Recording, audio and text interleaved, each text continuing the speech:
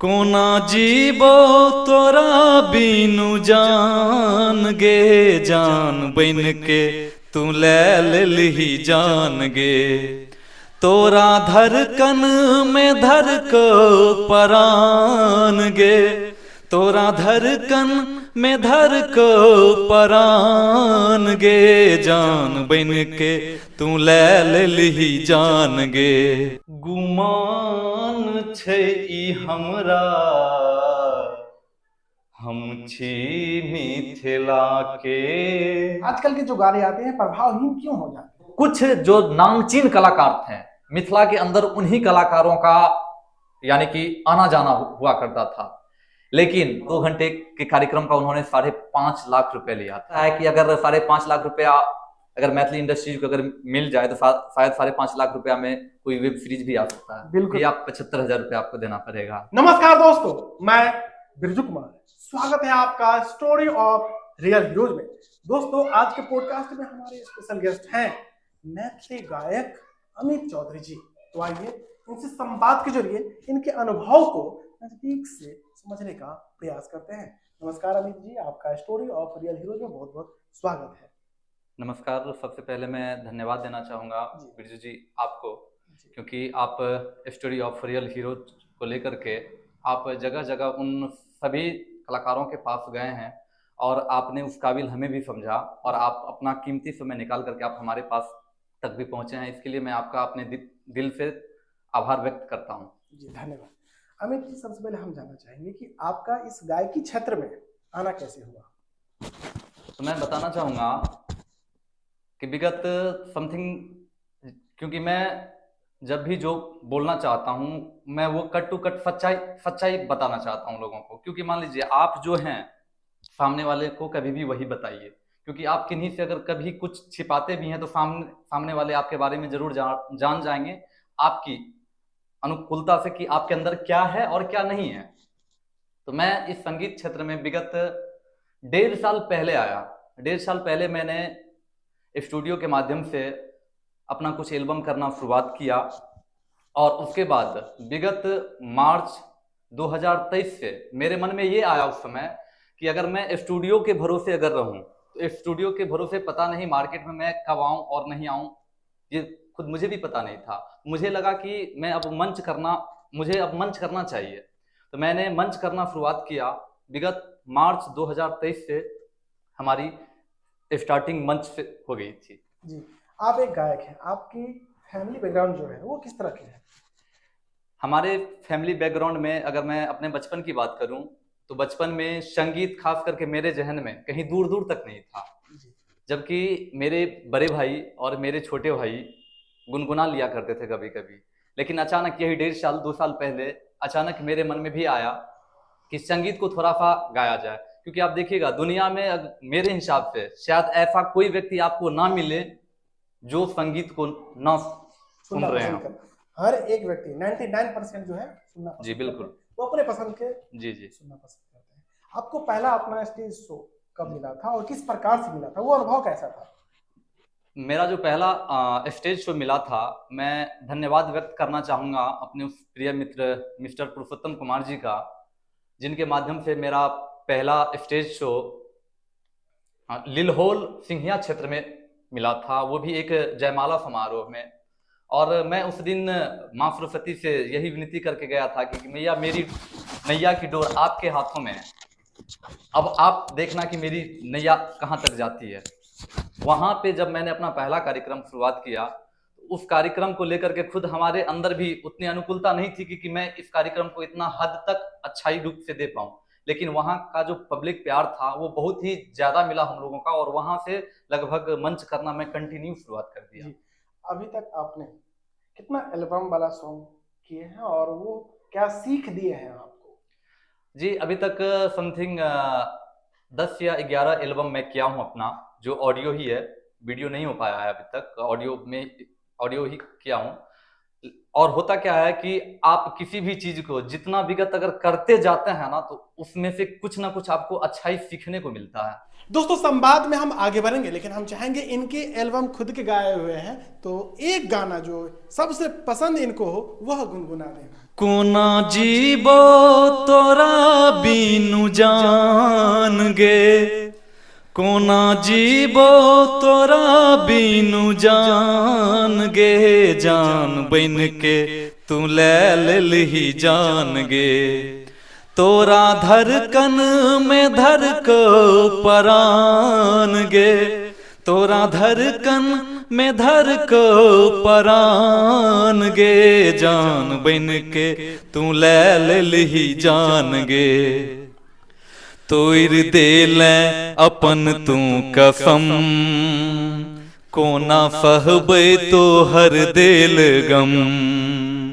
तोड़ देले अपन तू कसम, कोना सहबै तोहर देल गम। केकरा अंगना में चमकै छै चान गे, केकरा अंगना में चमकै छै चान गे, जान बन के तू ले लेलही जान गे, जान बन के तू ले लेलही जान गे। रास एलो ने तोहर वफा, किए हमरा सँ भेले खफा। रास एलो ने तोहर वफा, किए हमरा सँ भेले खफा। कहियो हमरा पर रहो गुमान गे, कहियो हमरा पर रहो गुमान गे, जान बन के तू ले लेलही जान गे, जान बन के तू ले लेलही जान गे। जब आप स्टेज शो पे पहली बार या फिर फ्रेशर ग्रुप में जाते हैं तो जो नए लोगों को ऑडियंस देखती है जल्दी एक्सेप्ट नहीं कर पाती है, उसे भला बुरा सुनाती है, कभी कभी प्रहार भी करती है अपने तरीके से, वो कुछ भी हो सकता है। जी तो उस चीज का फेस आपने कैसे किया? जब मैं मंच पे गया तो मुझे लग रहा था, क्योंकि मान लीजिए अगर मैं जिस क्षेत्र में जा रहा हूँ वहाँ के लोगों ने आज तक अगर कभी मुझे नहीं देखा है, तो लगभग ये बातें हर एक कलाकारों के मन में होती है कि यहाँ की पब्लिक मूवमेंट मेरे प्रति कैसा होगा। लेकिन जब मैंने अपने क्षेत्रीय भाषा को लेकर के जब मैंने बोलना शुरू किया, जब मैंने अपने क्षेत्रीय भाषा को पकड़ा, तो फिर पब्लिक मूवमेंट धीरे धीरे मेरे पक्ष में आता चला गया। जी, कई बार क्या होता है कि जो गायक होते हैं उसका बैकग्राउंड मजबूत होता है, ऑलरेडी वो फेमस होते हैं, लोग उन्हें पसंद करते हैं, अच्छा गाए बुरा गाए। लेकिन आपके जैसे कलाकार, उन्हें अच्छा गाना होता है, क्योंकि आपका बैकग्राउंड उस तरह का नहीं है, आप एक स्टेज शो कलाकार हैं, आपको उस तरह का परफॉर्म करना होता है। तो जब आप वहां पे जाते हैं, आपका परफॉर्म अच्छा होता है, तो फीडबैक जब मिलता है वो किस तरह का फीडबैक मिलता है? जैसे कि मैं बताऊं, दुर्गा पूजा अष्टमी के दिन 22 तारीख को मैं अपने गृह डिस्ट्रिक्ट यानी कि अपने घर से समथिंग 20 किलोमीटर दूर जिस जगह पे कार्यक्रम के लिए गया था, उस क्षेत्र में मुझे विगत 6 महीना से इंतजार था कि मैं उस क्षेत्र में कार्यक्रम करने के लिए जाऊं। उस क्षेत्र में मुझे कार्यक्रम मिला भी, लेकिन जब कार्यक्रम स्टार्ट हुआ रात्रि के 11 बजे और समथिंग 12:30 बजे जो भी कोर कमेटी थी, सिर्फ 1.5 घंटे में हमारे कार्यक्रम को देखने के बाद उन्होंने कह दिया कि मेरा 50% पैसा वसूल है जी। उसके बाद जब रात्रि के 2 से 2:30 बजा, तो और जो उस क्षेत्र के जो गणमान्य व्यक्ति लोग थे, जो संगीत को जानते थे, जिनके लिए संगीत प्रिय था, उन लोगों ने फिर से बुलाना शुरू किया कि इस मंच का ऑर्गेनाइजर कौन है, सिंगर कौन है। तो फिर कमेटी के द्वारा मुझे बुलाया गया और बहुत ढेर सारा लोग वहाँ पे हमें अपना आशीर्वाद भी दिए, क्योंकि मुझे ये आकलन नहीं हो रहा था कि आपका प्रोग्राम इस प्रकार से हो पाएगा। आपने बहुत अच्छी तरीका से अपना कार्यक्रम किया। आपको लेकर के आपका परिवार, समाज, रिश्तेदार और दोस्तों के बीच क्या आचार विचार, वार्तालाप, सोच, राय रखते हैं आपके प्रति? देखिए, सबसे पहली चीज क्या होता है कि आप किसी भी चीजें को अच्छे तभी कर सकते हैं जब आपके अपने परिवार के लोग, अपने समाज के लोग उन चीजों में सहमति जताएं। तो मैं अपने परिवार के लोगों को भी धन्यवाद देना चाहता हूं, साथ ही साथ मेरे समाज के जो भी युवा वर्ग हैं खास करके, वो मुझे इस क्षेत्र में बहुत ही ज्यादा प्यार देते हैं। मुझे नहीं लग रहा था कि मैं बाहर तो कार्यक्रम कर ले रहा हूं, लेकिन मुझे ये ऐसा नहीं लग रहा था कि मैं गांव में भी अपने गांव में भी कार्यक्रम कर पाऊं। लेकिन विगत 1.5 महीने के अंदर, यानी कि जन्माष्टमी से लेकर के इस दुर्गे पूजा के अंदर, मैंने अपने गांव में कुल 4 कार्यक्रम किया। ये सौभाग्य की बात है। एक चीज हम आपके साथ साझा करना चाहेंगे, हमने बहुत सारे लोगों को, बहुत सारे गायकों से मिला है, उन्होंने ये अनुभव साझा किया कि अक्सर देखा गया है कि जो गायक है उसे स्थानीय स्तर पर प्रोग्राम नहीं मिलते हैं, जी बिल्कुल, दूसरे जिले में, दूसरे प्रखंड में मिलते हैं, आपको अपने गांव में मिला। इससे आपने क्या पाया मान सम्मान के रूप में?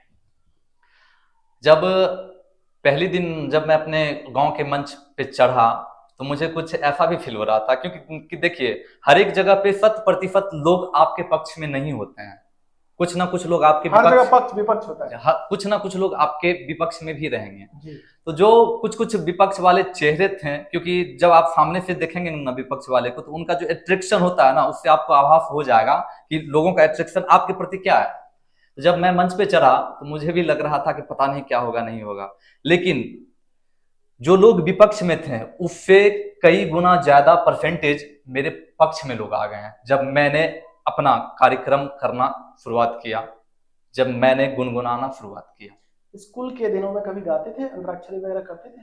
हाँ, जब 8th क्लास के अंदर जब हम लोग हाई स्कूल में गए उस टाइम स्कूल में अंतराक्षरी होता था, यानी कि मजबूरी में जब सर के प्रति ज्यादातर यानी कि फोर्स होता था कि नहीं तुम्हें भी गाना ही पड़ेगा, तो मजबूरी में कुछ कुछ गा लिया करते थे। दोस्तों बातों में हम भूल ही गए कि संवाद के बीच में जो है एक मिथिला वर्णन हो जाए तो माहौल बन जाए। जरूर, आइए आप सभी के बीच एक मिथिला वर्णन बिरजू जी बोले ही हैं, और मैं आप सभी दर्शकों को ये भी बता दूं कि मैं मिथिला से हूं और मेरा जो प्रथम प्रयास है वो मैथिली है, और मैं अपने क्षेत्रीय भाषाओं को सबसे प्रथम सम्मान देना चाहता हूं। तो आइए उसी को लेकर के एक मिथिला वर्णन। गुमान छै ई हमरा, हम छी मिथिला के, गुमान छै ई हमरा, हम छी मिथिला के, सदखन बजै छी, सदखन बजै छी, भाषा अपन हम गाम के, गुमान छै ई हमरा, हम छी मिथिला के।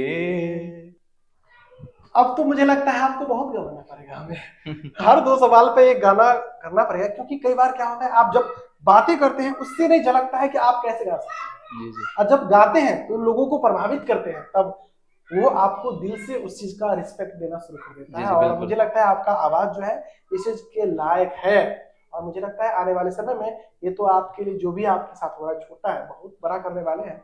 अभी तक आपने कितना मंच कर लिया होगा ऑफलाइन से? ऑफलाइन से अभी तक यानी कि 9 मार्च 2023 को हमारी पहली मंच थी। मार्च 2023 से लेकर के अभी तक समथिंग मैंने 24 मंच किया है। 24 मंच जी, एक साल के अंदर? आप 1 साल भी मत बोलिए, सिर्फ 7 महीना बोलिए। 7 महीने? 7 महीने के अंदर, 7 महीने में आपने 24 मंच कर डाले हैं। तो ये जो 7 महीना है इसमें आपने क्या खोया, क्या पाया?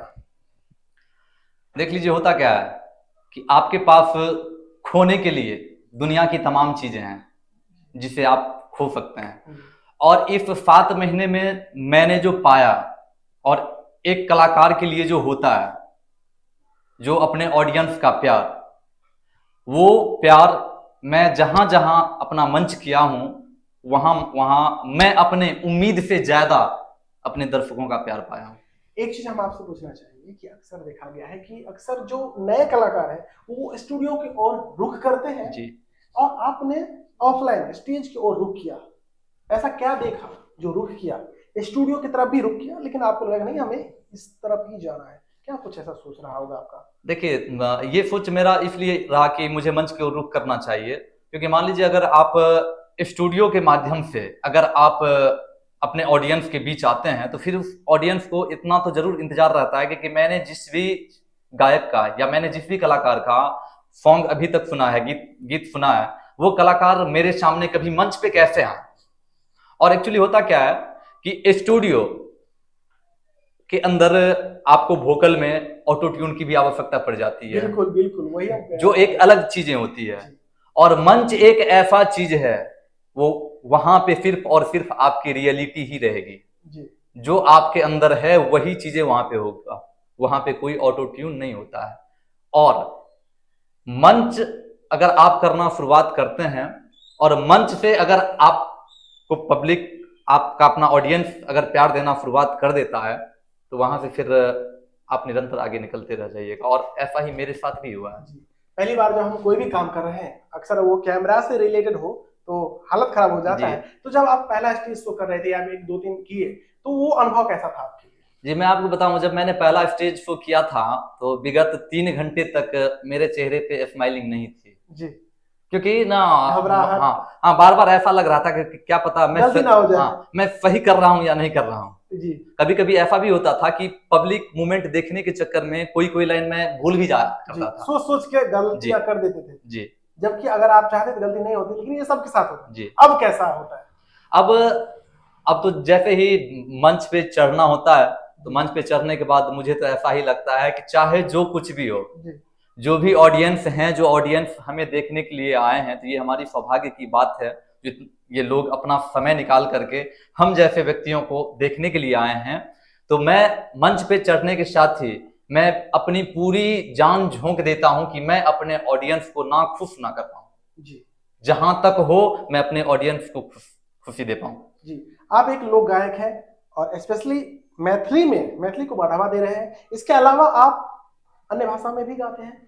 जी हाँ, मंच पे अगर मैं बात करूं, मंच की बात करूं, तो मैं मंच पे सबसे प्रथम चीजें मैं अपनी भाषा मैथिली को मान्य लेकर के चलता हूं। और उसके बाद जो मंच से जो मैं गाता हूं, तो जो हमारी राष्ट्रीय भाषा है हिंदी। जी मंच पे जाने के बाद होता क्या है कि और बहुत से ऑडियंस होते हैं जिनके लिए भोजपुरी भी सुनना पसंद है, लेकिन मैं मंच से 80 से 85% मैं मैथिली गाता हूं। बाकी 15 से जो 20% होता है कभी कभी, वो मैं हिंदी गाता हूं।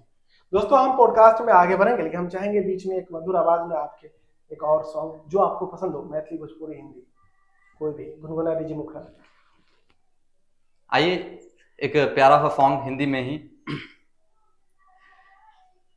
कोई किसी को चाहे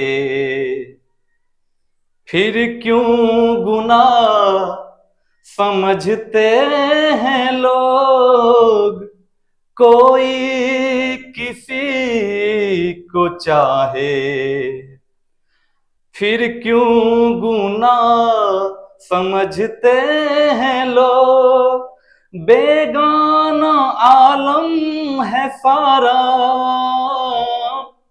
बस यही सब सॉन्ग मैं गाया करता हूँ। जी, आप अभी तक कितने प्रकार के शो किए हैं और कितने प्रकार के करने चाहिए, कितने प्रकार के होते हैं? देखिए, मैं जो शो करता हूँ वो मेरा प्रथम प्रयास रहता है, जो अपनी जो मैथिली की जो संस्कृति है, मैं हमेशा ये प्रयास में रहता हूँ कि मैं अपनी संस्कृति के साथ मैं कभी खिलवाड़ ना कर पाऊँ। उसके बाद मैं आपके माध्यम से जितने भी हमारे चाहने वाले ऑडियंस होंगे, मैं उनको ये जरूर बता देना चाहता हूं कि जब से मैंने संगीत लाइन में आया तभी से मेरा ये प्रयास रहा है कि मेरे द्वारा ऐसा कभी भी कोई ऐसा गीत नहीं गाया जाएगा जिस गीत को पूरा फैमिली एक साथ बैठ करके ना सुन पाए। मेरी प्रयास होती है कि मेरे द्वारा एक एक गाया गया गीत पूरा फैमिली एक जगह बैठ करके सुन सकते हैं। जी। और कितने प्रकार के शो करते हैं? अभी जैसे कि मैं जागरण टाइप भी शो करता हूँ, सांस्कृतिक शो भी करता हूँ, और उसके बाद सुगम संगीत का भी शो करता हूँ। अगर आपसे कोई अपना प्रोग्राम करवाना चाहे तो आपसे वो कैसे संबंध स्थापित करेंगे? हमारा फेसबुक पेज है अमित कुमार चौधरी के नाम से, जिसपे समथिंग 5400 प्लस में फॉलोअर्स हैं। आप फेसबुक पे सर्च कर सकते हैं, या फिर हमारा इंस्टाग्राम है चौधरी अमित 1994, आप वहां से जाकर के सर्च कर सकते हैं। या फिर हमारा यूट्यूब चैनल है वॉइस ऑफ मिथिला अमित, आप वहां से भी सर्च करके आप हमारा कांटेक्ट ले सकते हैं। और आपके चाहने वाले ये भी जानना चाहते होंगे कि आप मूल निवासी कहाँ के हैं?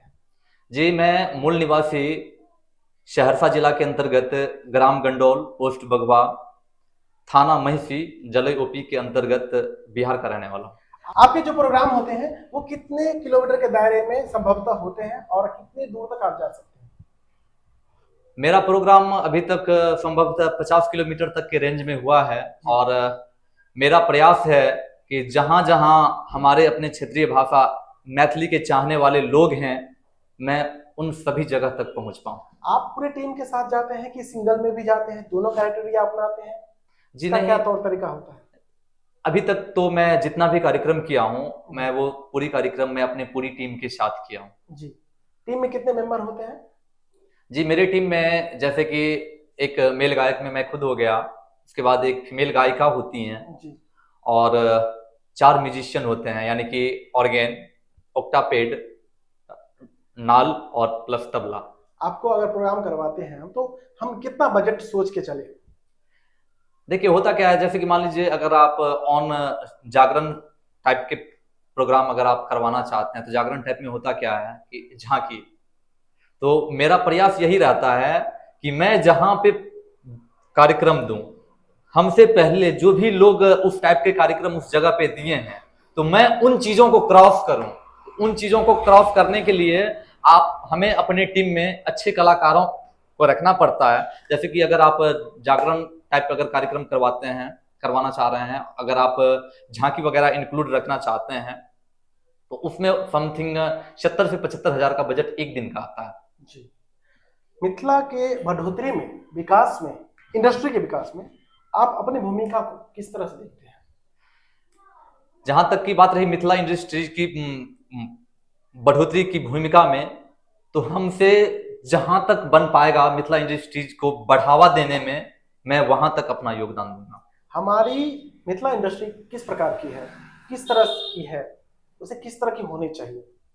मैं अगर मिथिला इंडस्ट्रीज की बात करूं, तो खास करके हमें नहीं लगता है कि मिथिला इंडस्ट्रीज के अंदर शायद जितनी साफ सुथरा छवि के कलाकार हैं, इतने साफ सुथरा छवि के कलाकार आपको किसी भी इंडस्ट्रीज के अंदर नहीं मिल पाएगा। जी। और हम नहीं, गूगल भी कहता है कि हमारी मैथिली जो है काफी मधुर भाषा है। जी बिल्कुल, तो इसके गाने तो और मधुर होंगे। बिल्कुल बिल्कुल। तो कहीं ना कहीं अब लोगों के जहन में ये चीजें पहुंच रही हैं, तो लोग अपने क्षेत्रीय भाषा को भी प्रमोट कर रहे हैं। जी जी उनमें से आप भी एक हैं। जी। तो भविष्य में आप नहीं चाहेंगे कि हमारे अंदर में भी कोई प्रोड्यूसर हो जो हमारे ऊपर पैसा खर्चा करे, कोई डायरेक्टर हो जो हमें काम दे, ऐसा इंडस्ट्री डेवलप हो, उसके लिए क्या कुछ कर सकते हैं आप?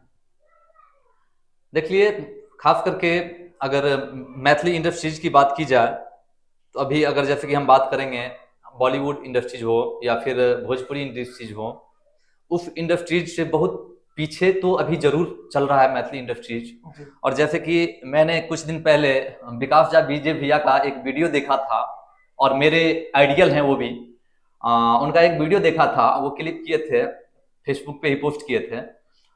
यानी कि कुछ लोग उनसे कमेंट में ये पूछ रहे थे कि भैया मिथिलांचल के कलाकार रेंज रोवर से कब चढ़ेंगे। हाँ, ये तो वीडियो हमने भी देखा था। जी जी जी जी, बिल्कुल बिल्कुल, बोलिए बोलिए। तो मैं इस पे ये कहना चाहूंगा कि खास करके आप ही आ गए मेरे पास कि अमित जी मुझे आपका कार्यक्रम करवाना है, मैं आपको कहूंगा क्या कि भैया 75,000 रुपये आपको देना पड़ेगा। आप कहिएगा क्या कि नहीं अमित जी 75,000 में नहीं होगा, 85,000 में देखिए ना। जी जी। आप भी अपना गांठ बांध लिए हैं कि नहीं हमको अमित जी को 50 से ज्यादा देना नहीं है, तो इस पे फिर अमित जी सोचने पे मजबूर हो जाएगा कि अगर 50,000 के अंदर अगर प्रेजेंट टाइम में अगर मुझे नहीं भी बच रहा है जी, फिर भी मैं अपने क्षेत्र में कार्यक्रम करूंगा जी। लेकिन मैं आपको अगर भोजपुरी इंडस्ट्री की बात बताऊं, तो शायद 23 या 24 तारीख को समथिंग अक्षरा सिंह जी आई थी समस्तीपुर लगवा में, जिन्होंने 2 घंटे का टाइम लिया था कार्यक्रम करने का, और 2 घंटे के कार्यक्रम का उन्होंने 5.5 लाख रुपए लिया था। मुझे तो लगता है कि अगर 5.5 लाख रुपया अगर मैथिली इंडस्ट्रीज को अगर मिल जाए, तो शायद 5.5 लाख रुपया में कोई वेब सीरीज भी आ सकता है। बिल्कुल बिल्कुल। आप एक गायक के नजर से माइक को जब आपने इस छेड़ी दिए, तो हमें लगता है इस पर आप अपनी बात भी रखें, माइक को क्या मानते हैं गायक के रूप में? अगर आप ये बहुत ही अच्छी सवाल किए हैं कि आप एक गायक के रूप में उस माइक को क्या मानते हैं, तो मैं आपको ये जरूर बता दूं कि एक गायक के रूप में वो माइक जो होता है ना, दर्शकों के बीचों बीच तक आपको पहुंचाने का काम वो माइक ही करता है। और उस माइक को उस मंच पे उस तरीका से फेंक देना एक कलाकार के लिए शोभनीय बात नहीं है। जी बिल्कुल। और आपको लगता है कि आने वाले समय में मिथिलावासी इस चीज को समझे और अपने क्षेत्रीय कलाकारों को बढ़ावा दे? मुझे तो लगता है लगभग 2007-8 में जब मैं दरभंगा में रह करके पढ़ाई कर रहा था, तो उस समय मिथिला के कलाकार की अगर मैं बात करूं तो मिथिला रत्न श्रीमान कुंज बिहारी मिश्र जी थे, और उसके बाद श्रीमान राम बाबू झा सर भी थे, और उसी टाइम मार्केट के अंदर लाइट में श्रीमान माधव भैया भी आ गए थे, पूनम दीदी जी थे। तो कुछ जो नामचीन कलाकार थे मिथिला के अंदर, उन्हीं कलाकारों का यानी कि आना जाना हुआ करता था। लेकिन मैं तमाम मिथिलावासी को अपने दिल से आभार व्यक्त करता हूं कि लोगों ने समय के साथ साथ अपने क्षेत्रीय कलाकारों को जरूर समझने का प्रयास किया है, और तभी तो है जो अपने क्षेत्रीय कलाकारों में धीरे धीरे बढ़ोतरी हो रहा है। अमित जी, एक सवाल है, आपके जहन में भी आता होगा कि काश ये मंच होता, एक ऐसा टीवी शो जहां पर नए कलाकारों को मौका मिले और वहां से छन के कोई विशेष आगे बढ़े, ऐसा कोई मंच होना चाहिए। बिल्कुल होना चाहिए, क्योंकि मैं कहूंगा जैसे कि अभी भोजपुरी इंडस्ट्री में बढ़ोतरी के लिए एक शो चलता है सुर संग्राम। जी, सुर संग्राम, उसमें क्या होता है आप देखते होंगे कि हर एक साल कुछ ना कुछ कलाकार उभर के निकलते हैं। जी, तो हमारे मिथिला इंडस्ट्रीज में भी इन चीजों के ऊपर लोगों को गौर करना चाहिए। अब लोग गौर कौन करेंगे? तो सबसे पहले चीजें हैं, शुरुआत तो हो गई लगता है। शुरुआत हो गई है, बहुत ही अच्छी बात है, लेकिन ये चीजें होना चाहिए। जी, क्योंकि मान लीजिए सबसे पहला चीजें क्या है, हम आपके घर के पड़ोसी हैं, मेरे बारे में अगर आप नहीं जानिएगा तो फिर जानेगा कौन? जी, मेरे बारे में मेरा पड़ोसी नहीं जानेगा, मेरे बारे में अपने क्षेत्रीय लोग नहीं जानेंगे तो कौन जानेंगे? बाहर के लोग। मैं एक मैथिली कलाकार हूं, मैं मैथिली गाता हूं। क्या लगता है कि बॉलीवुड वाले हमें जान लेंगे? हमारी भाषाएं को ही नहीं पहचान पाएंगे, वो नहीं समझ पाएंगे कि मैं क्या बोल रहा हूं। और बाकी मैं एक चीजें और भी कहना चाहूंगा, खास करके मैथिली इंडस्ट्रीज के कलाकारों से, जो कलाकार यानी कि थोड़ी सी अभद्रता के हिसाब से, अश्लीलता के हिसाब से जो गाना गाते हैं, तो मैं आपके माध्यम से मैं उन सबों से निवेदन करना चाहूंगा कि हमारी ये मैथिली संस्कृति बहुत ही मधुर और मीठी संस्कृति है। इसको जहां तक आपका जो प्रयास होना चाहिए ना, वो बचाने का होना चाहिए जी, इसको उजाड़ने का नहीं होना चाहिए। बहुत अच्छी बात कही आपने। क्योंकि हमारे मैथिली संस्कृति में अगर आपको सामने से अगर गाली भी दिया जाए ना, तो लगता है क्या है कि प्यारी बरस रहा है। हाँ, अक्सर जीजा साली में और रिश्तेदारियों में कुछ ऐसे मिठास गाली है जो और भाषाओं में तो खराब लगते हैं, लेकिन मैथिली में मधुर लगते हैं। बिल्कुल। अच्छा, एक चीज हम पूछना चाहेंगे, अब रैपिड फायर सवाल होगा कि आप अपना आदर्श के नहीं मानते? ये देखिए, मैं सबसे पहले चीजें, जब मैंने मंच करना शुरुआत भी किया था, तो मैं ये चीजें आपको बता दूं कि अगर मैं मिथिला के कलाकारों की अगर मैं बात करूं, जब मैंने मंच करना शुरुआत किया था, तो हमारे जो डायरी में जो चुनिंदे जो गाने थे कुछ, वो मिथिला रत्न श्रीमान कुंज बिहारी मिश्र जी का था। जी, कई बार ये देखा गया है कि हम जब गाना गाते हैं और किसी स्पेशल जगह पे हम पहुंच चुके होते हैं, तो मेरी कर्तव्य होती है कि हम जिनके गाने गा रहे हैं उनका नाम और जो राइटर है उनके नाम इंक्लूड करें। जी बिल्कुल। तो क्या आप इस चीज का पालन करते हैं? जी हाँ, बिल्कुल। और अन्य गायकों को करना चाहिए? बिल्कुल। इससे सामने वाला गायक अपने आप को सम्मानित महसूस करता है। बिल्कुल बिल्कुल। और देखिए, ये चीजें होता क्या है कि मुझे भी कई लोग बोला है कि आप जब मंच पे जाते हैं ना, तो जो गायक जिस गीत को गाए हैं ना, आप उन गायकों का नाम मत लीजिए, नहीं तो लोगों का फीलिंग उन गायक की ओर चला जाता है। ये गलत बोलते हैं। मैं मानता हूं कि लोगों का फीलिंग उन गायक की ओर जा रहा होगा, लेकिन उस वक्त वो लोग आपको सुन रहा है। जी बिल्कुल बिल्कुल बिल्कुल। जब लोग आपको सुन रहा है, तो आप अपने टैलेंट से उन चीजों को उस जगह पे पारदर्शित कीजिए कि लोगों का फीलिंग आपके प्रति हो। जी, अच्छा, लोगों से जुड़ने के लिए आप क्या क्या करते हैं? मतलब कई बार लोग लाइव आते हैं, हमेशा अपडेट देते रहते हैं, कुछ इस प्रकार का काम आप करते हैं लोगों से हमेशा जुड़े रहने के लिए अपने चाहने वालों के साथ? जी हाँ, जैसे कि होता क्या है कि मैं समय समय पे लाइव भी आया करता हूँ कि लोग जुड़ पाए हमसे। उसके बाद किस तरह के सवाल आपसे पूछे जाते हैं? ऑडियंस आपसे किस तरह के सवाल आपसे पूछती है? आज जैसे कि मैं लाइव जो आता भी हूँ, तो मैं सिंगिंग के ही रूप में आता हूँ, मैं गाने के ही रूप में आता हूँ। तो कभी कभी ऑडियंस लोगों का जो फरमाइश होता है, मैं प्रयास करता हूँ कि वो चीजें पूरी भी कर पाऊँ। दोस्तों, छठ पर्व बिहार, यूपी, झारखंड वासियों के लिए महापर्व है। यहाँ कहीं भी रहे लोग, अपने घर आना पसंद करते हैं। अगर वह इंटरनेशनली इंग्लैंड में रहे, अमेरिका में रहे, किसी भी देश में रहे, वह छठ पर्व मनाना नहीं छोड़ते हैं। तो वो आने ही वाला है, तो उसी उपलक्ष्य में हम चाहेंगे कि एक जो है गाना ये गुनगुना दे, चाहे वह शारदा सिन्हा जी का गाया हो या फिर अनुराधा पौडवाल जी का या फिर पूनम मिश्रा जी का, जो इन्हें पसंद हो वो गुनगुना दे। पहिले पहिले हम कैनी छठी मैया बरत तोहार, पहिला पहिला हम कैनी छठी मैया बरत तोहार, करिहा क्षमा छठी मैया भूल चुक गलती हमार, भूल चुक गलती हमार। आपका फेवरेट हीरो हिंदी में बॉलीवुड में कौन है? मैं अगर बात करूं मैं अपने फेवरेट हीरो की, तो मेरे favourite hero Sunil Shetty sir हैं। क्यों? क्योंकि मैं उनको अपना फेवरेट उस टाइम से मान लिया था। लगभग मुझे लगता है कि आज तक मैंने धड़कन मूवी को समथिंग मैं 20 बार देखा हूँ, लेकिन फिर भी 15 दिन 1 महीना पे मैं उस मूवी को देख लेता हूँ। क्योंकि उनका ये मूवी आप जितने बार भी देखें मन नहीं भरेगा। आपने उस मूवी से क्या सीखा? मैंने उस मूवी से ये तो जरूर सीखा कि प्यार में लोग बिगड़ता भी है और लोग संवरता भी है, लेकिन आपका सोच ये होना चाहिए कि आपको बिगड़ना है या आपको संवरना है, यहाँ पे डिपेंड करता है। जी। भोजपुरी, मैं भोजपुरी की अगर मैं बात करूं तो भोजपुरी मैं हीरो की बात नहीं कर पाऊंगा। हाँ, मैं कलाकारों में जैसे कि गाने वाले कलाकारों की अगर मैं बात करूं भोजपुरी इंडस्ट्रीज के अंदर, तो 2 हैं, एक पवन सिंह भैया हैं और एक नीलकमल भैया हैं। पवन सिंह जी को क्यों पसंद करते हैं और नीलकमल जी को क्यों पसंद करते हैं? पवन भैया और नीलकमल सिंह जी को जो मैं पसंद करता हूँ भोजपुरी इंडस्ट्रीज के अंदर, उनका जो सुर है ना, उनका जो सुर है मंच पे जाने के बाद भी शायद भोजपुरी इंडस्ट्रीज के अंदर किसी दूसरे कलाकारों के अंदर नहीं है वो चीजें। और हिंदी में फेवरेट सिंगर कौन है आपके? मैं अगर हिंदी में अपने फेवरेट सिंगर की अगर बात करूं तो उदित नारायण सर हैं। और उनसे आप क्या सीखते हैं?